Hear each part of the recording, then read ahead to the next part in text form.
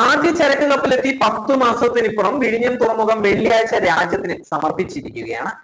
പ്രധാനമന്ത്രി നരേന്ദ്രമോദിയാണ് ഒന്നാം ഘട്ടം ഉദ്ഘാടനം ചെയ്തത്.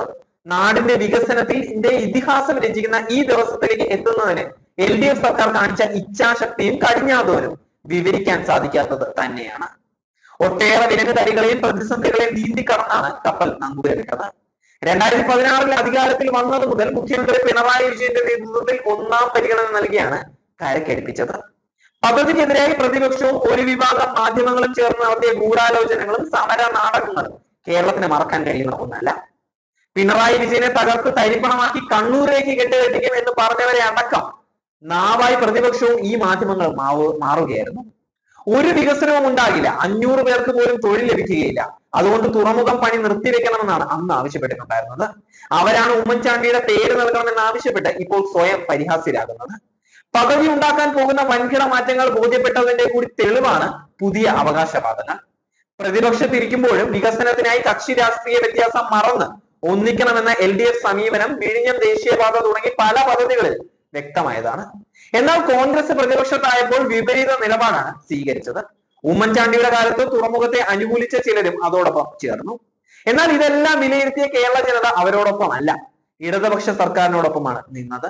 കേന്ദ്ര അവഗണന കാരണമുള്ള കടുത്ത സാമ്പത്തിക ബുദ്ധിമുട്ടുകൾ ഉള്ളപ്പോഴും വികസന പദ്ധതികളെ ബാധിക്കാതെ നോക്കാൻ സർക്കാരിന് സാധിച്ചു. 96 EK നയനാർ സർക്കാർ ആദ്യ നടപടി എന്നോണം സാധ്യതകൾ പഠിക്കാൻ സമിതിയെ വെച്ചതോടെയാണ് വിഴിഞ്ഞത്തിന്റെ തുടക്കം തന്നെ. 2001 വന്ന AK ആന്റണി സർക്കാർ അത് പൂർത്തിയാക്കാതെ ടെൻഡറിലേക്ക് കടന്നത് തിരിച്ചടിയാവുകയായിരുന്നു. കേന്ദ്രം സുരക്ഷാ അനുമതി നിഷേധിക്കുകയായിരുന്നു. 2006 VS സർക്കാർ അനുമതിക്കായി സമീപിച്ചപ്പോഴും നിഷേധിച്ചു. AK ആന്റണി പ്രതിരോധ മന്ത്രിയായിരുന്ന കാലമാണത്. 2011 വന്ന ഉമ്മൻചാണ്ടി സർക്കാർ പദ്ധതി ഭരണത്ത് വെച്ചു. തുടർന്നാണ് 2012 ഒക്ടോബർ 23 സർക്കാരിന്റെ നിസ്സംഗതയ്ക്കെതിരെ LDF പ്രക്ഷോഭത്തിനിറങ്ങുന്നത്. 2013 ഏപ്രിൽ 16 വിഴിഞ്ഞം മുതൽ സെക്രട്ടേറിയറ്റ് വരെ തീർത്ത മനുഷ്യച്ചങ്ങലിന്റെ ആദ്യ കണ്ണി പിണറായി വിജയനായിരുന്നു. CPM നേതൃത്വത്തിൽ പാളയം രക്തസാക്ഷി മണ്ഡപത്തിന് മുന്നിൽ 212 ദിവസമാണ് രാപ്പകൽ സമരം നടത്തിയത്. കോടിയേരി ബാലകൃഷ്ണന്റെ നേതൃത്വത്തിൽ നിയമസഭയിലും ശക്തമായ ഇടപെടൽ നടത്തി. 2015 ഓഗസ്റ്റ് 17 അദാനി സ്പോർട്സുമായി ഉമ്മൻചാണ്ടി ഡൽഹിയിൽ വെച്ച് സംസ്ഥാനത്തിന് അധിക ബാധ്യത വരുത്തുന്ന കരാർ വെച്ചു. തുടർ നടപടി ഉണ്ടായില്ല. ആ കരാറിൽ കൂടുതൽ വ്യക്തത വരുത്തിയാണ് 2016 LDF സർക്കാർ മുന്നോട്ട് പോയത്. തുറമുഖത്തിന്റെ ഒന്നാം ഘട്ടത്തിൽ മൊത്തം ചെലവ് 8867 കോടി രൂപയാണ്. അതിൽ 5595 കോടി രൂപ, അതായത് 63% സംസ്ഥാന സർക്കാരാണ് ചെലവഴിച്ചത്. അദാനി കമ്പനി 2454 കോടി രൂപ, അതായത് 28%. VGF അഥവാ വയബിലിറ്റി ഗ്യാപ്പ് ഫണ്ട് 817.80 കോടിയാണ്, അതായത് 9%. ഈ തുക ഗ്രാൻഡായി അനുവദിക്കാൻ കേന്ദ്ര സർക്കാരിനോടുള്ള സംസ്ഥാന സർക്കാരിന്റെ ആവർത്തിച്ചുള്ള ആവശ്യം സ്വീകരിക്കപ്പെട്ടില്ല. പകരം പലിശ സഹിതം തിരിച്ചടയ്ക്കാനുള്ള വായ്പയാണ് അനുവദിച്ചത്. പുലിമുട്ട് നിർമ്മിക്കാനുള്ള 1350 കോടി രൂപ പൂർണ്ണമായി സംസ്ഥാന സർക്കാർ ഫണ്ടാണ്.